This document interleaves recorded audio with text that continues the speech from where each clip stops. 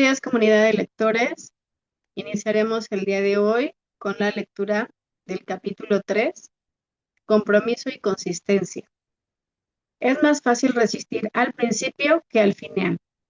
Leonardo da Vinci. Un par de psicólogos canadienses descubrieron algo fascinante sobre los apostadores en los hipódromos. Justo después de hacer una apuesta, tienen mucha más confianza en que su caballo ganará de la que tenían inmediatamente antes de colocarla. Por supuesto, nada sobre las probabilidades del caballo cambia realmente. El mismo caballo en la misma pista, en el mismo campo. Pero en la mente de los apostadores, sus perspectivas mejoran significativamente una vez que se compra el boleto. El acto de tomar una decisión final, en este caso la compra de un boleto, había sido el factor crítico. Una vez tomada la posición, la necesidad de coherencia presionó a estas personas a ajustar lo que sentían y creían en consonancia con lo que ya habían hecho. Se convencieron simplemente de que habían tomado la decisión correcta y, sin duda, se sintieron mejor al respecto. Antes de ver tal autoengaño como algo exclusivo de los asiduos al hipódromo, deberíamos examinar la historia de mi vecina Sara y su novio Tim.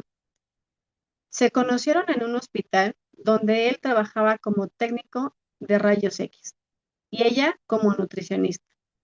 Salieron por un tiempo, incluso después de que Tim perdió su trabajo, y eventualmente se mudaron juntos.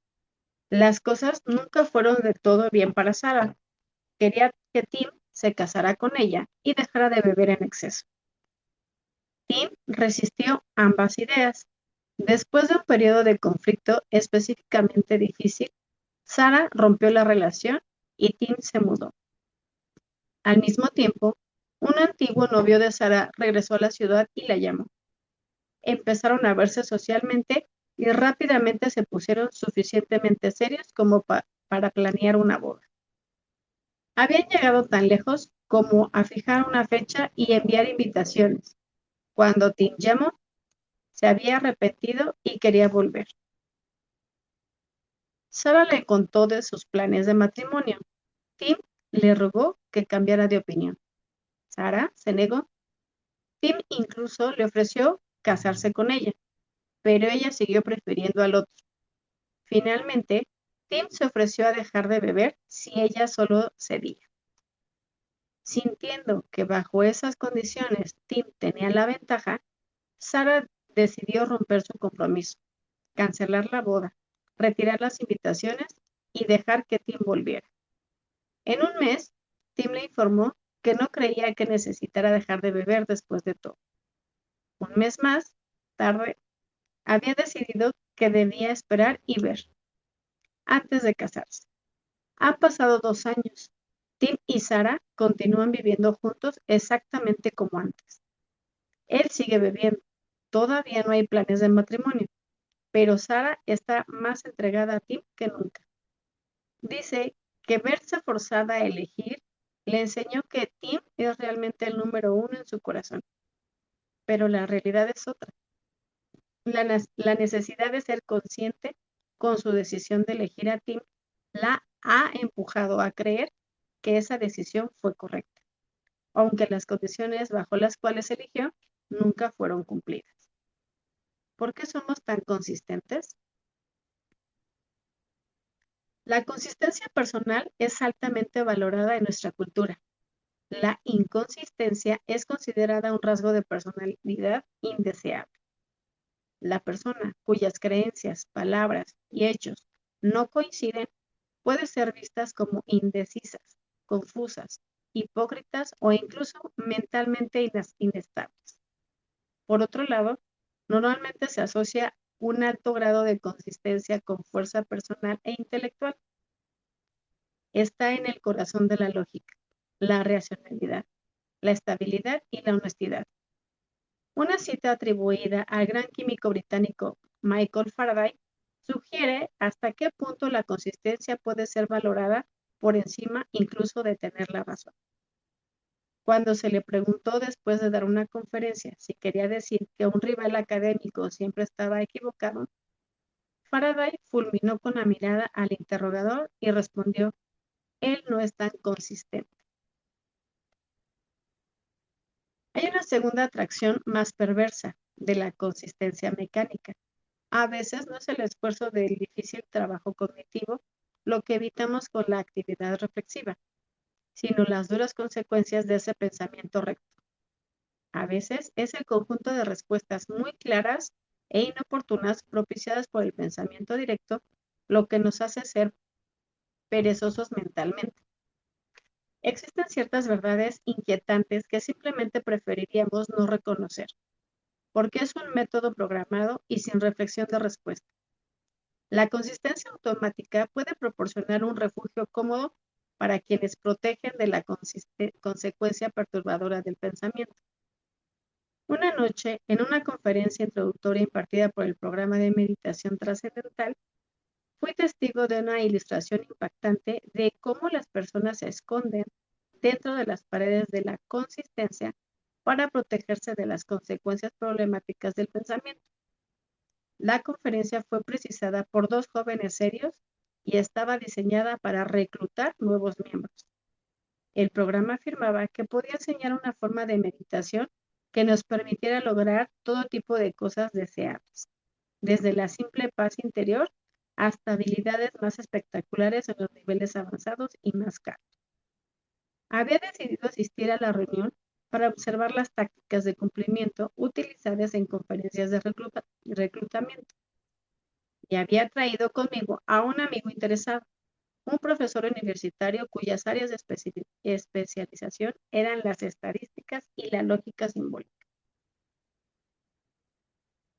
A medida que avanzaba la reunión, me di cuenta de que mi amigo lógico estaba cada vez más inquieto, mirándose cada vez angustiado y moviéndose constantemente en su silla.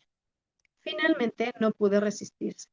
Cuando los líderes pidieron preguntas, levantó la mano y desmontó la presentación con suavidad, pero con contundencia. En menos de 2 minutos, señaló con precisión dónde y por qué el complejo argumento de los ponentes era contradictorio, ilógico e insostenible. El efecto en los líderes de discusión fue devastador. Después de un silencio confuso, cada uno intentó una débil respuesta, solo para detenerse a mitad de camino y finalmente admitir que los puntos de mi colega querían más estudios. Sin embargo, más interesante fue para mí el efecto sobre el resultado de la audiencia. Al final del periodo de preguntas, docenas de personas se levantaron a pagar la inscripción de $75. Los reclutadores, estupefactos, recibían los pagos entre encogimiento de hombro y risas desconcertadas. Fuera de la sala de conferencia, 3 de esos participantes se nos acercaron. Uno era un actor aspirante que desesperadamente quería tener éxito en su arte y había venido para saber si el método le permitía lograr el autocontrol necesario para dominar la actuación. La segunda era un insomnio severo que esperaba que el método le proporcionara una manera de relajarse y dormir con facilidad. El tercero también tenía un problema relacionado con el sueño. Estaba suspendiendo en la universidad porque no parecía haber suficiente tiempo para estudiar. Todos habían entendido perfectamente la refutación de mi amigo. El portavoz lo expresó mejor. Bueno, no iba a dejar mi dinero esta noche porque en este momento estoy completamente sin fondos. Iba a esperar a la próxima reunión. Pero cuando tu amigo empezó a hablar, supo que tenía que darle mi dinero ahora mismo, o me iba a casa y empezaba a pensar en lo que él dijo y nunca me inscribiría. La argumentación demoledora, en lugar de ser un motivo para reconsiderar, fue un motivo urgente para comprometerse inmediatamente antes de que la razón tuviera que hacer su trabajo. La clave es el compromiso. Una vez que reconocemos que el poder de la conciencia es formidable para dirigir la acción humana, surge una pregunta práctica importante. ¿Qué activa esa fuerza? La respuesta de los psicólogos sociales es clara y compromiso.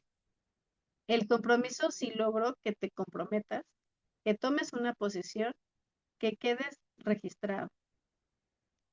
Habré preparado el escenario para que tu coherencia automática y poca reflexiva en ese compromiso anterior, una vez tomada una posición, hay una tendencia natural a comportarse de manera que son obstinadamente conscientes con ella. El psicólogo social Steven Sherman utilizó esta lógica de forma creativa. Simplemente llamó a una muestra de residentes de Bloomington, Indiana, como parte de una supuesta encuesta y les pidió que predijeran qué dirían si les pidieran pasar 3 horas recolectando dinero para la Sociedad Americana del Cáncer.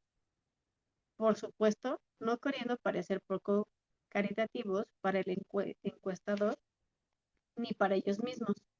Muchas de estas personas dijeron que serían voluntarios. La consecuencia de este procedimiento de compromiso fue un aumento del 700% en voluntarios. Cuando, unos días después, un representante real de la Sociedad Americana del Cáncer llamó y solicitó a los residentes de la zona. Los 4 factores que hacen un compromiso particularmente efectivo para alterar la autoimagen y producir consistencia futura son bien conocidos. El compromiso debe ser activo, escrito o declarado, no solo pensado. Público, lo que dijimos ante otros es muchísimo más difícil de retirar. Requirió esfuerzo. Cuando más costó el compromiso, más lo defenderemos y más cambiará nuestra autoimagen para justificar. Y fue percibido como libremente elegido. Si sentimos que fue nuestra propia decisión y no una imposición, lo interiorizaremos como parte de nuestra identidad. Los prisioneros americanos en los campos chinos durante la Guerra de Corea ilustran el poder de estos factores de forma aterradora. Sin recurrir a la brutalidad, los captores chinos utilizaron su comprensión de la consistencia para obtener una colaboración notable. El primer problema era cómo conseguir alguna colaboración de hombres entrenados para proporcionar solo nombre, rango y número de serie. La respuesta china fue elemental: comenzar con lo mínimo y construir. A los presos se les pedía frecuentemente que hicieran declaraciones tan ligeramente anticomunistas o tan levemente precomunistas como para parecer intrascendentes. Estados Unidos no es perfecto. Es un país comunista. El desempleo no es un problema. Una vez cumplidas estas pequeñas solicitudes, los hombres se encontraban presionados a someterse o a solicitudes aún más sustanciales. Un hombre que había acordado con su interrogador chino que Estados Unidos no es perfecto podía ser invitado a indicar alguna de las formas en que pensaba que esto era así.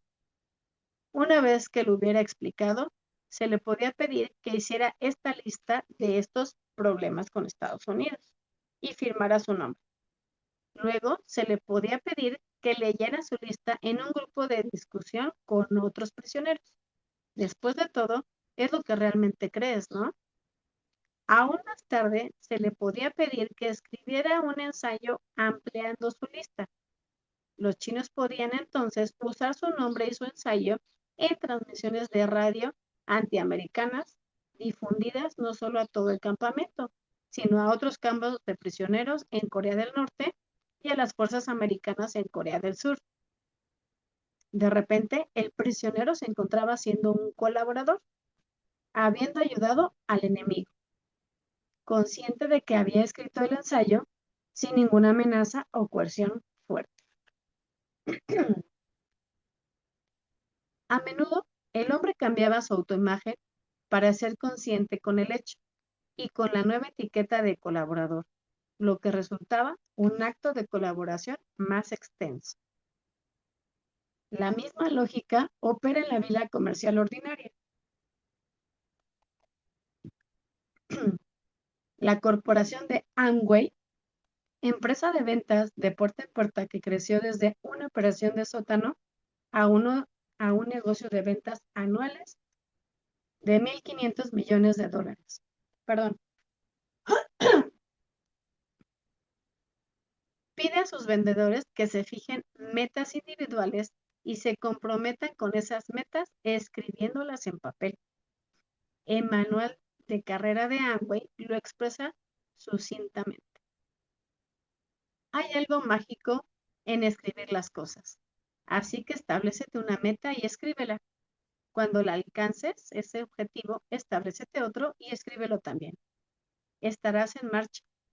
Varias empresas de venta de puerta en puerta explotan la magia del compromiso escrito para combatir la ley de enfriamiento, recientemente aprobadas en muchos estados, que permiten a los clientes cancelar en los días siguientes. Simplemente tienen al cliente en lugar del vendedor, completan el acuerdo de venta. Este compromiso personal y escrito por sí solo ha demostrado ser, según sus propios datos de capacitación, una ayuda psicológica muy importante para evitar que los clientes revoquen los contratos. La defensa más eficaz contra la consistencia irracional requiere reconocer cuando aparece, cuando sintamos que nos mantenemos en algo principalmente por coherencia, por lo que hicimos o dijimos antes, y no por tener sentido hoy. Debemos hacer una pregunta directa. Si pudiéramos retroceder en el tiempo y elegir de nuevo, sabiendo lo que sé ahora, ¿tomaría la misma decisión? Si la, si la respuesta es no, estamos siendo esclavos del compromiso y no de la razón. La consistencia es virtud cuando nos ancla a lo que somos. Es trampa cuando nos ancla a lo que fuimos.